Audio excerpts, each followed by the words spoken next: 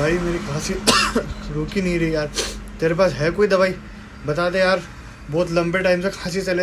कोई दिक्कत नहीं भाई, एक टेबलेट आती है Medclav 625 twice a day after meal. एक टेबलेट आती है Omnacortil 20 mg twice a day after meal. और एक टेबलेट आती है मोन्टिसिप LC, एक टेबलेट रात को सोते टाइम पे। और एक सिरप आती है रेसवास, 2-2 चम्मच दिन में 3 बार खाना खाने के बाद, ऊपर से पानी नहीं पीना।